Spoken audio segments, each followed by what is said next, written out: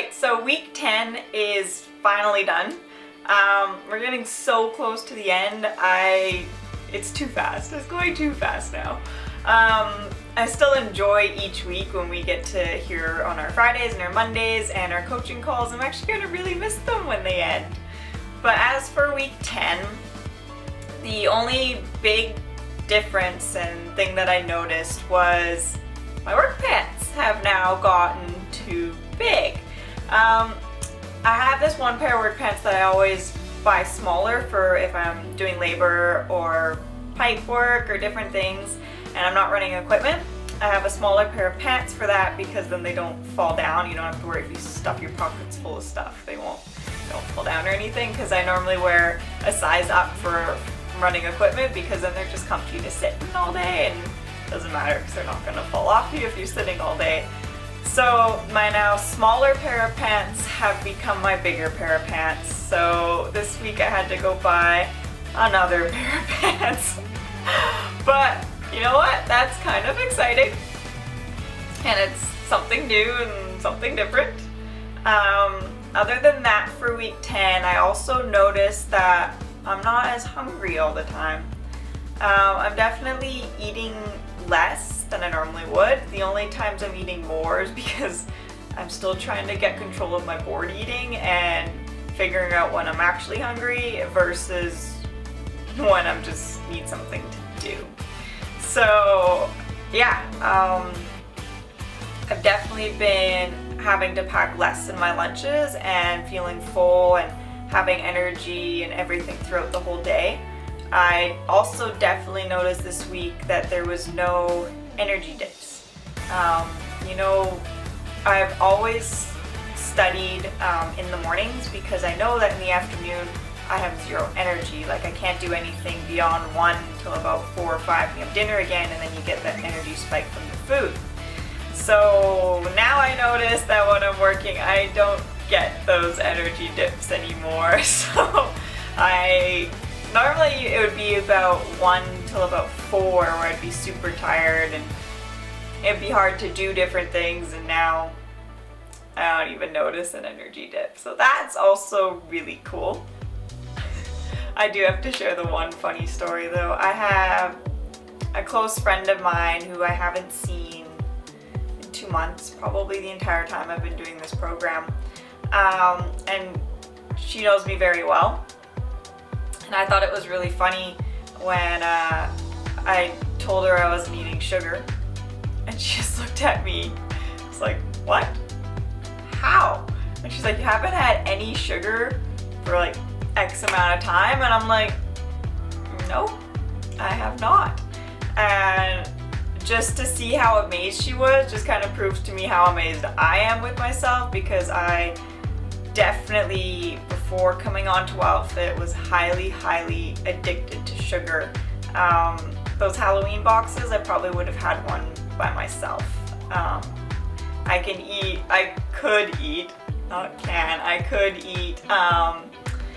like a bag of mini eggs in one sitting for a movie. Ice cream was always something that was in this house. No matter the season, anything, there was always ice cream in the freezer, and so that was also it's different. It's a weird one. That was just a reminder to myself with her reaction that I have actually corrected and changed a few things, especially with my diet. And that was kind of cool. I wanted to talk about this week just as a little added thing, because I don't really have too much to share for week 10. Why and how I got into eating healthy and why it interested me more. So my story begins where I cut gluten out. It's almost 3 years now. And this was because it was first year university, and a staple, I know for me anyway, was, your bread, pasta. I think we were having pasta almost every single night. Maybe pasta for lunch and dinner because it's cheap, easy, and you can make it differently and you can do all these different things with it.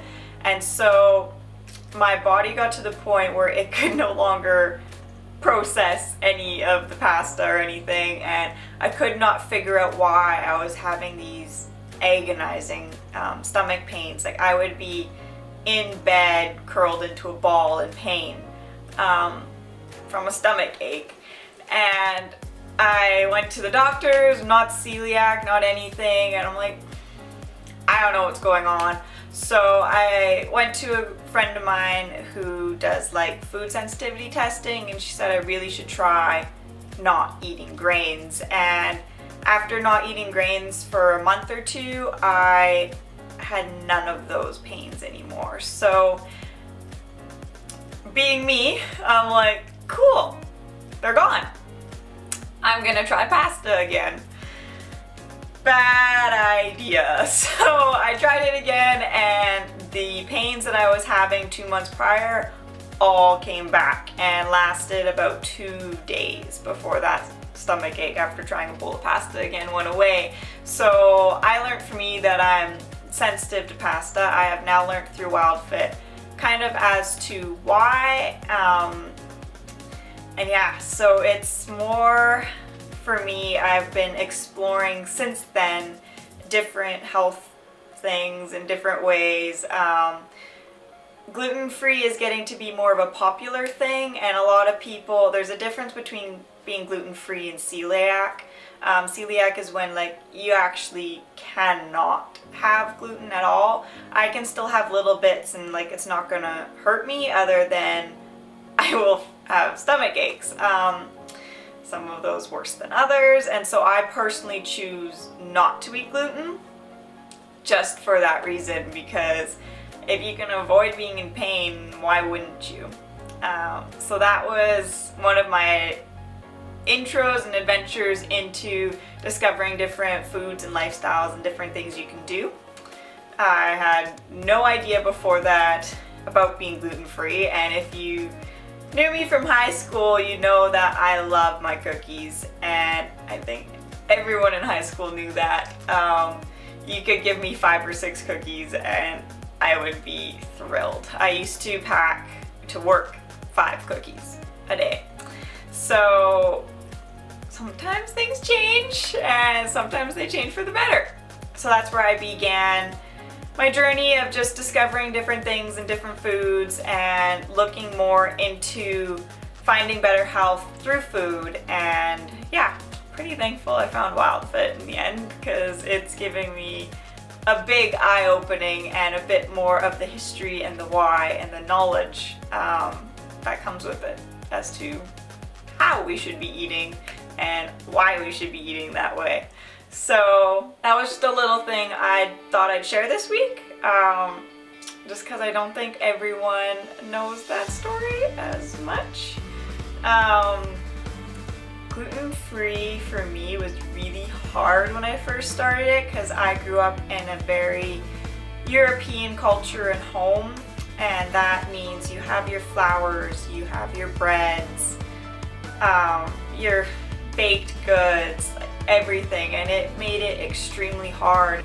It was a challenge, but with every challenge you get through it, and then you know, it just becomes a normal, and I'm thankful that it's my normal and that I'm not conscious of saying no to different things anymore. It's just become a habit to, yeah, not eat the pasta at the restaurant unless they have rice noodles or different things. So that's where my journey began, and yeah, I have a little bit more stuff to share with you guys for week 11, but thanks for tuning in for week 10.